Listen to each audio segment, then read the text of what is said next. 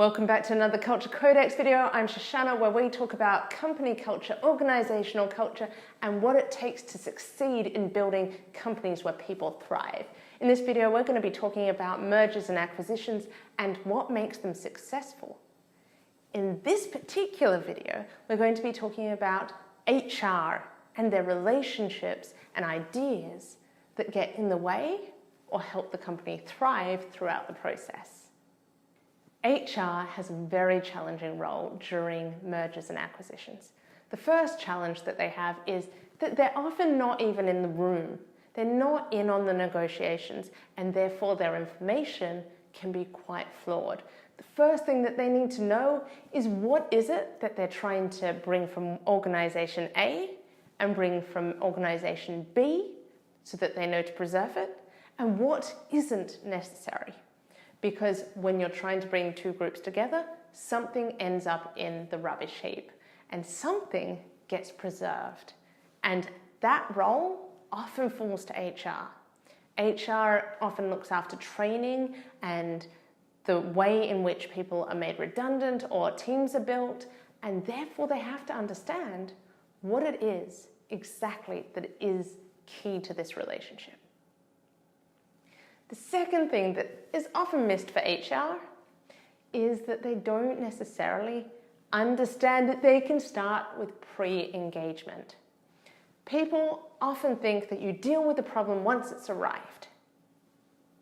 Let me tell you, people, there is a reason that Australians build fences around swimming pools. There is good reason to prevent people from diving straight into the deep end before they know how to swim. It's the same with these. You need to be making sure that employees know what's happening. Consumers, service providers, board members understand what's happening, why it's happening, how it can be good for them, what the future is going to look like. Because all of this merger and acquisition elements, they're unsure of what that future is. And they're also unsure of the relationship they have with that future. So by engaging before something happens, by having conversations that are honest and transparent throughout the entirety of the process, will allow for HR to make much more intelligent, informed decisions, but also for employees and consumers and board members to feel like there's trust. You lose your trust, you lose an awful lot with your organization. So think about it like this. Build a fence around your swimming pool. Let people see it, know it's coming, understand what's going to happen once they experience the water. If they don't know that, there's a huge amount of uncertainty that is going to result in a huge drop-off in work, the work quality, and the respect for your organization. Number 3, once we've had pre-engagement, ongoing conversations, increased transparency, and respect for the emotions on the table where we are, we need to have a battle plan. You need to know what your company culture is going to be made up of.